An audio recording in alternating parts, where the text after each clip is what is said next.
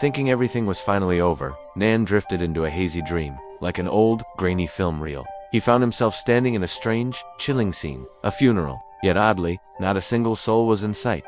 No mournful horns, no somber chanting, only the faint whistle of wind slipping through faded morning drapes. A dull gray sky hung overhead, casting a thick layer of mist over everything, the dim light flickering like an oil lamp about to die.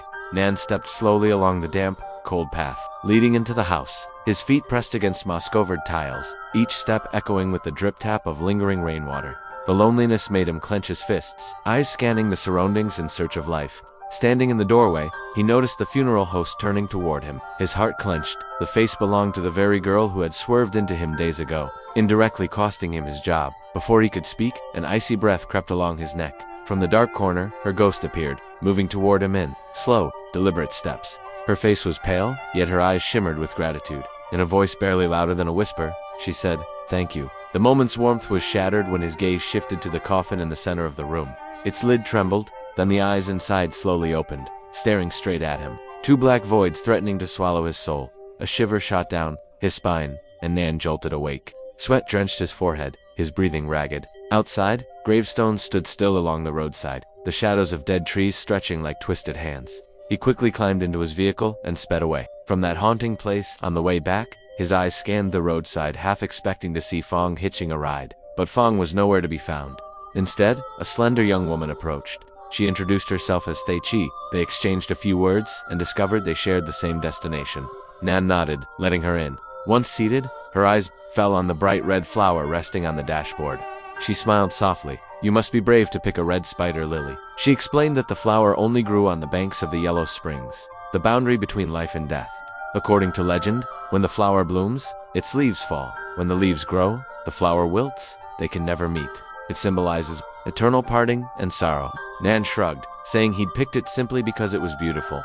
Their conversation flowed easily. Nhan admired her grace and thoughtfulness. Thay Chi found his honesty refreshing, but the warmth was cut short when an old woman suddenly crossed the road. Nhan braked hard, tires screeching. The woman fainted in shock right there. Without hesitation, he and Thay Chi helped her home, but as they stepped inside, Thay Chi froze. In a shadowed corner, a ghost emerged, skin white and mottled like rotting flesh. Without warning, it rushed at Nhan. In an instant, his eyes softened and his voice broke. "Grandma." The spirit was the woman's grandson, returning for one last farewell before moving on. The moment left both Nhan and Thay Chi moved, and speechless. Leaving the old woman's house, Nhan walked in silence. He began to understand why his father didn't want him to follow in his footsteps, not just because of the danger, but because this work meant confronting vengeful spirits and unfinished stories. But Thay Chi only smiled and said, no one would refuse a chance to see a loved one again. The love that transcends time, space, and even death. The ambulance rolled toward the city. Nearing their destination, Nhan slowed instinctively. Thay Chi noticed and tilted her head with a smile. Then she heard a faint noise from the back. Turning, she saw a thin, hunched ghost staring at her with sunken eyes. She quickly looked away, forcing composure. Though Nhan caught her stiffened expression, at her stop, he wanted to ask, but stayed silent. Reading his thoughts, she asked. For his number, they exchanged smiles, and from that day, Nhan awaited her messages. He cared for the ambulance as if it were a long-term commitment. Time passed, and the red spider lily wilted. Thay Chi never contacted him again. On the job, Nhan encountered more strange happenings. A departing soul lingering in the air. An unknown old man sitting motionless in the back. In the end, Nhan's secret, driving the ambulance behind Mr. Hai's back, was exposed when his father happened to read a news article about it. The revelation sparked a heated argument between them, ending with Mr. Hai striking his son across the face. Later, Nhan called Fong to confront him, only to be met with grim news. His voice trembling, saying he was haunted by 3 spirits. Before Nhan could ask more, the line went dead. At that moment, a pale-faced ghost stood beside Fong, pinning him to the bed. Dripping with sweat, Fong bolted, but the spirits clung to him, eyes full of hatred. Nhan knew nothing of this. At the same time, Nhan received a message from Thay Chi inviting him out, which instantly lifted his spirits. For a while, they spent their days together, Nhan often taking her for rides, strolls, and ice cream dates. That day was his mother's death anniversary. After dropping Thay Chi off, he invited her to visit the next day. She hesitated, then agreed. That night, when Mr. Hai and Aunt Ba arrived to burn incense, Nhan cheerfully mentioned having a friend over. Aunt Ba eagerly asked questions, but the next morning, Thay Chi didn't show. Worried, Nhan went to her home, only to freeze when told she had been missing for a year. That night, she appeared in his house.